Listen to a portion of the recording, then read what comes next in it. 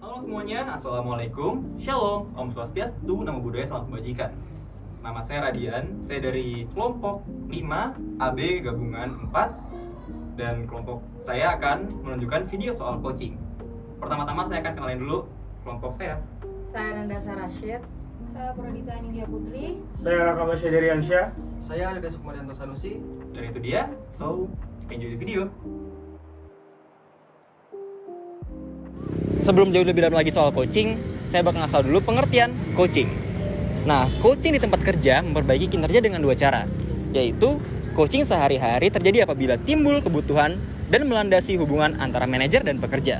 Yang kedua, membantu pekerja menjalankan rencana perbaikan kinerja yang dikembangkan sebagai bagian program review kinerja. Nah, coaching sendiri juga ada dasar-dasarnya.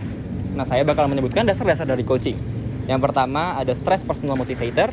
Yang kedua ada use visioning. Yang ketiga ada establish goals. Yang keempat ada create development plans. Yang kelima ada strive for excellence. Yang keenam ada provide necessary research. Yang ketujuh ada recognize accomplishment. Sebagai karyawan yang cenderung kurang fokus saat bekerja, ingin bertanya kepada Bapak, tips-tips apa saja untuk memperbaiki produktivitas kinerja sebagai karyawan?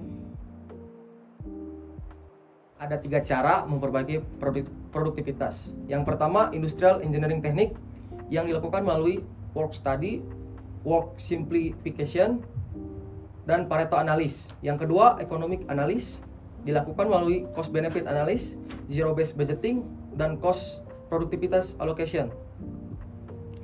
Yang ketiga, ada behavior teknik yang dilakukan melalui organizational development, brainstorming, force fight analysis, dan nominal group teknik. Ada juga teknik memperbaiki produktivitas.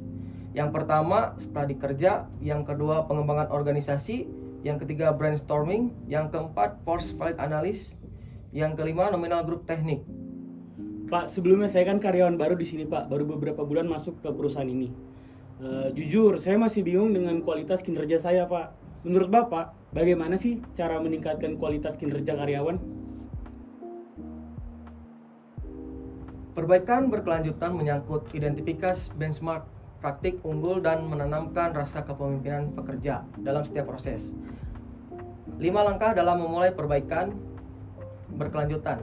Yang pertama, melalui kinerja dalam metode proses statistik dan alat lain untuk memperbaiki kualitas dan kinerja.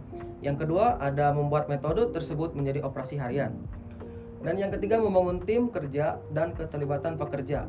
Yang keempat, memanfaatkan alat pengambilan keputusan dalam tim kerja.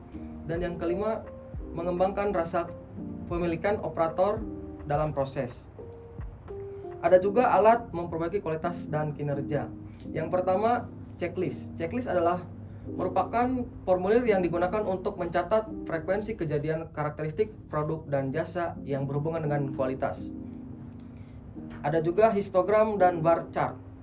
Histogram merupakan merumuskan data yang diukur dengan skala. Yang ketiga, Pareto chart. Pareto chart di mana faktor diurutkan menurut sepanjang sumbu horizontal dan sumbu vertikal menunjukkan frekuensi. Yang keempat, scatter diagram. Merupakan plot D variabel yang menunjukkan mereka memiliki hubungan. Yang kelima, ada cause and effect diagram.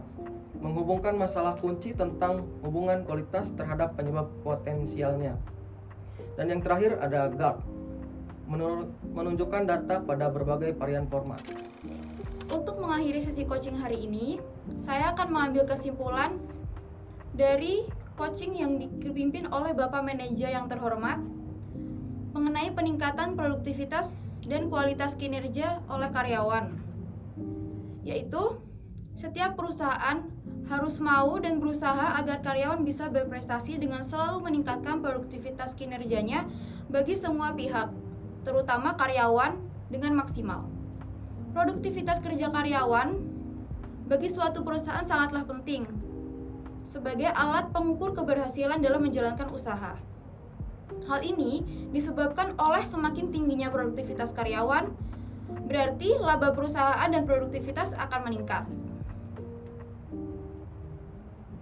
Adapun perlunya melakukan quality focus, di mana dalam perbaikan dan produktivitas yang terus-menerus diiringi. Nggak apa-apa Pak, ulang ini. Oh ya. Adapun perlunya melakukan quality focus, di mana dalam melakukan perbaikan yang terus-menerus akan diiringi dengan selalu berfokus pada kualitas hasil kerjanya, sehingga perusahaan atau kita tidak pernah merasa puas dengan hasil yang telah dicapai, dan selalu berkeinginan untuk melakukan perbaikan berkelanjutan demi memperoleh kerja hasil yang lebih maksimal menuju kesempurnaan. Perubahan adalah sesuatu yang pasti, maka perusahaan harus terus-menerus berbenah untuk dapat mengimbangi tuntutan perubahan tersebut dengan terus meningkatkan kualitas karyawan serta produktivitasnya. Terima kasih. Saya undur diri. Wassalamualaikum warahmatullahi wabarakatuh.